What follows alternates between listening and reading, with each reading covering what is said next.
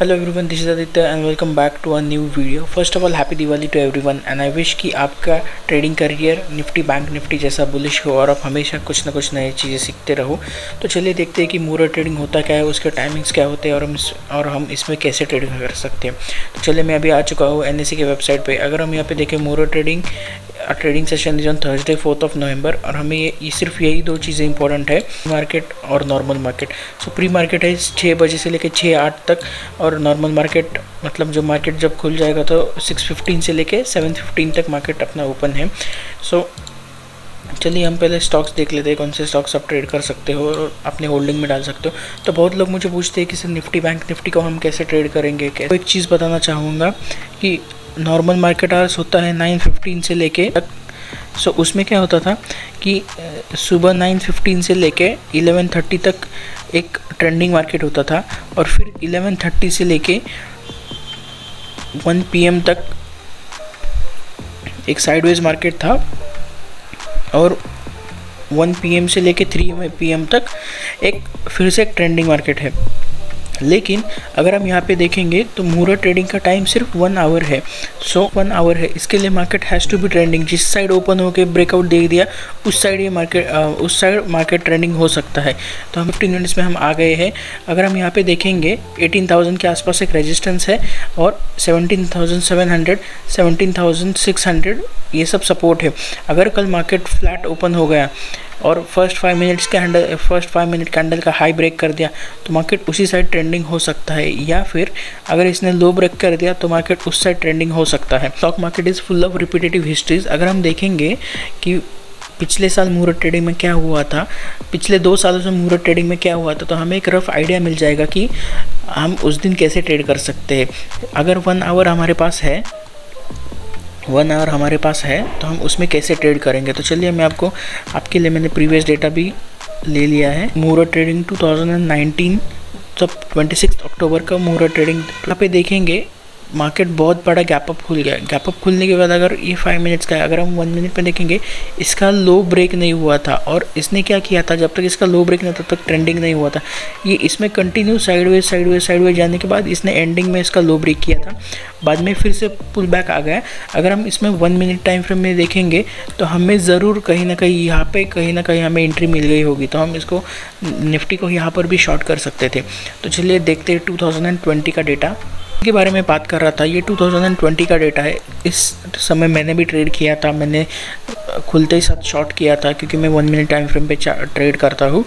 और यहाँ पे हम देखेंगे अगर ये 5 मिनट्स का है, 5 मिनट जैसे कि हमने डिस्कशन किया था, 5 मिनट्स का अगर लो ब्रेक होगा तो मार्केट उसी साइड ट्रेंडिंग हो सकता है। अगर इसने हाई ब्रेक किया होता तो ये उसी साइड ट्रेंडिंग होता है।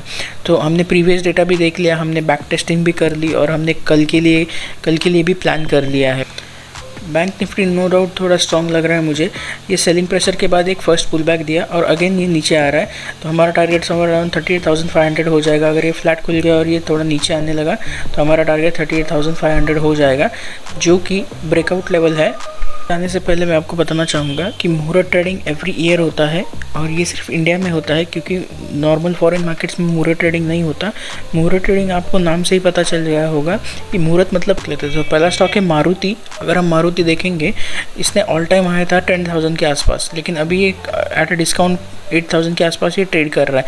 अगर हम प्राइस एक्शन देखेंगे, ये सेलिंग का प्रेशर आया, ये फर्स्ट टाइम पुल बैक हुआ, इसने ये स्विंग ब्रेक तो किया, लेकिन अकॉर्डिंग टू प्राइस एक्शन ये ऊपर जाके कहीं से यहाँ से रेजिस्टेंस लेके जाए, जैसे हमने निफ्टी में देखा, बैंक निफ्टी में देखा, यहाँ से ये नीचे आना चाहिए, लेकिन उसने आया नहीं। उसने क्या किया, प्राइस एक्शन बना कि ये ऊपर गया, उसने ऊपर वाला स्विंग ब्रेक किया और फिर ये थोड़ा नीचे आके सपोर्ट ले लिया, फर्स्ट टाइम, सेकंड टाइम, और अभी ये थर्ड टाइम जा रहा है 8,000 के लेवल पे। अगर ये यहाँ से निकल गया तो इन फ्यूचर ये 10,000 11,000 के आसपास भी ये स्टॉक जा सकता है।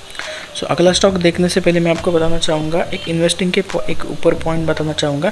आजकल लोग सिर्फ ट्रेडिंग में फोकस करते हैं, लेकिन आपको इन्वेस्टिंग ट्राई करना चाहिए। आप भले ही 1 स्टॉक ले लो, 10 स्टॉक ले लो, आपके को ले लीजिए, या फिर 10 स्टॉक ले लीजिए, आपके साइकिल, आपके मनी मैनेजमेंट के हिसाब से आपके 5,000 कुछ सालों में 5 लाख में कन्वर्ट हो जाए, no one knows, right. Every year Muhurat trading होता है, हमें एवरी ईयर उसमें बाय करना चाहिए। राकेश झुंझुनवाला, राधा किशन दमानी, ये सब लोग इन्वेस्टिंग करके ही वेल्थ बढ़ाए हैं। इनिशियल स्टेज में उन्होंने भी ट्रेडिंग किया था। और इन्वेस्टिंग एक ऐसा कंसेप्ट है जो बहुत अंडर वैल्यूड है हमारे यहाँ पे, बिकॉज लोगों को गेट रिच क्विक की स्ट्रैटेजी पसंद है। उन्हें 100%, 200% रिटर्न चाहिए, 1000% रिटर्न चाहिए, लेकिन वो होता नहीं है। रातों रात पैसा मिलता नहीं है unless and until you are working hard for it. इसे आपका एक भी स्टॉक अगर मल्टीपैगर बन गया तो आपको 100x रिटर्न मिल जाएगा और आपका स्टॉप लॉस होना चाहिए। अगर मैं आपको मारुति के बारे में बताऊंगा, मारुति में अगर हम स्टॉप लॉस देखेंगे, अगर मैं यहाँ पे बाय कर रहा हूँ और मेरा टारगेट अगर 10,000 के आसपास है तो मैं उसमें ये स्विंग का एक स्टॉप लॉस दे दूंगा 6,000 या फिर 6,500 का। 6,000 का मुझे एक सफिशिएंट स्टॉप लॉस लग रहा है। अगर मार्केट इस लेवल को ब्रेक नहीं किया और ये फिर से नीचे आ गया तो मैं इसको होल्ड करके नहीं रखूँगा, मैं इसमें से निकल जाऊँगा, क्योंकि ये जनरली मेरा स्टॉप लॉस होता है। आपको आपका कैपिटल पहले प्रिजर्व करना है, तभी आप ट्रेडर बन पाओगे। अगर हम बायोकॉइन में देखेंगे, मैं आपको हर एक ट्रेड का एक स्टॉप लॉस बताऊंगा और टारगेट तो मैं नहीं बता सकता क्योंकि हमें पता नहीं है। अगर मैं आपको इस टाइम पे बोलता 40 रुपीज़ में बाय कर लो, 200 आपका टारगेट है, क्या पता अभी ये 480 भी टच कर दिया। इसीलिए इन्वेस्टिंग में टारगेट नहीं होता। आपको स्टॉक्स तब भी सेल करने चाहिए जब आपको बहुत ज़्यादा ज़रूरत हो, नहीं तो फिर अगर आपके पास एक बिल्डिंग हो और उससे अच्छा खासा रेंटल इनकम हो रहा है तो आप वो बिल्डिंग को सेल नहीं करोगे, राइट। सो इन्वेस्टिंग में भी यही होता है। आपको अगर हम देखेंगे DDBB, तो ये डिविडेंड है। अगर हमने स्टॉक होल्डर्स को, अगर आपके पास 100 स्टॉक्स है और अगर आपको 5 रुपीज़ डिविडेंड मिल रहा है तो आपको 5 रुपीज़ इंटू 100, सो ये आपको ये रेंटल इनकम मिल जाती है एवरी ईयर। बायोकॉन अगर हम देखेंगे, बायोकॉन नो डाउट एक बहुत अच्छा स्टॉक था। इसने स्लो एंड स्टडी यहाँ से मोमेंटम करके यहाँ से इसने होल्ड किया। ये कोविड-19 का फॉल था, उसने एक रिकवर करके एक नया हाई भी बनाया और अभी ये परफेक्ट प्लेस पे अभी खड़ा है।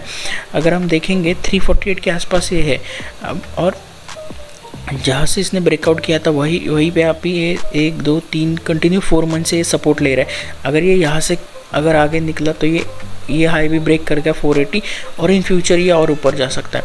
और इसमें हमारा स्टॉप लॉस रहेगा ये स्विंग के नीचे। अगर ये 240 के आसपास अगर आ गया, हमने यहाँ पर अगर बाय किया लेकिन ये नीचे आ गया तो हम इसको 240 के आसपास निकाल देंगे हम। सो अगला स्टॉक है अडानी पोर्ट्स। अडानी पोर्ट्स एक अच्छा खासा मोमेंटम करने के बाद ये थोड़ा अभी 5-6 महीने से ये अभी होल्ड कर रहा है। हम देखेंगे तो ये 20-30% करेक्ट हो गया और यहाँ से ये धीरे धीरे ऊपर जाने का कोशिश कर रहा है। अगर ये 709 के ऊपर भी इस मंथ में इसमें क्लोजिंग दे दिया, अगर ये यहाँ से ऊपर चला गया तो ये इसका ऑल टाइम हाई भी ब्रेक कर देगा और इन फ्यूचर ये और ऊपर जा सकता है। इसमें हमारा स्टॉप लॉस होगा, जनरली स्टॉप लॉस मैं राउंड नंबर्स के यहाँ पे लगाता हूँ, क्योंकि क्या होता है अगर ये यहाँ पे 500 के आसपास पहुँचे तो ये यहाँ से फिर रिवर्सल ले सकता है ऊपर। तो मेरा स्टॉप लॉस कहीं ना कहीं, तो मैं आपको यही बताना चाहता था। अगर तुम स्टॉक देखेंगे 7 से 8 मंथ्स इसी रेंज के अंदर था और इसने अभी एक ब्रेकआउट दे दिया। ब्रेकआउट देने के बाद इसने एक होल्ड कैंडल दे दिया और उसके ऊपर अभी ट्रेड करना स्टार्ट कर दिया। टारगेट तो 3,500 या फिर 4,000 के आसपास हो सकता है। बाय स्टॉप लॉस रहेगा ये स्विंग के नीचे। ये स्विंग के नीचे हमारा स्टॉप लॉस रहेगा। हम यहाँ पे एंट्री करेंगे। पोजीशन स्टॉक है ITC। अगर हम देखेंगे बहुत सालों से ये एक ही रेंज में है। 2013 से लेके 2020 तक ये एक ही रेंज में है, 160 से लेके 200 तक।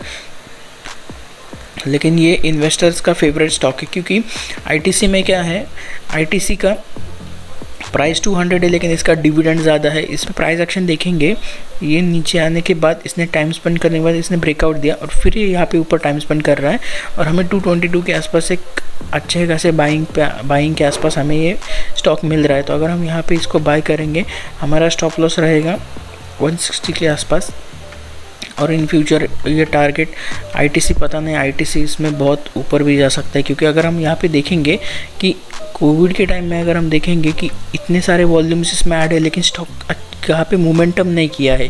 अगर हम यहाँ पे देखेंगे वॉल्यूम्स बहुत सिमिलर है, लेकिन अगर हम प्राइस देखेंगे तो प्राइस कंटिन्यू अप्रिशिएट हो रही है।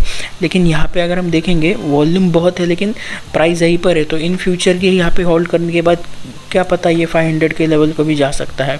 UPL, अगर हम UPL में देखेंगे एक मोमेंटम होने के बाद एक यहाँ से इसने ब्रेकआउट दिया। ब्रेकआउट देने के बाद यहीं पे सपोर्ट ले रहा है और प्रीवियस एनालिसिस में यही देखा था कि जहाँ से इसने ब्रेकआउट देने के बाद परफेक्ट यहाँ पे लग रहा है कि ये यहाँ से ऊपर जाएगा और हमारा इसमें स्टॉप लॉस होगा 650, 500 से लेके 650 तक हमारा ये स्टॉप लॉस होगा और हम इसको होल्ड करेंगे।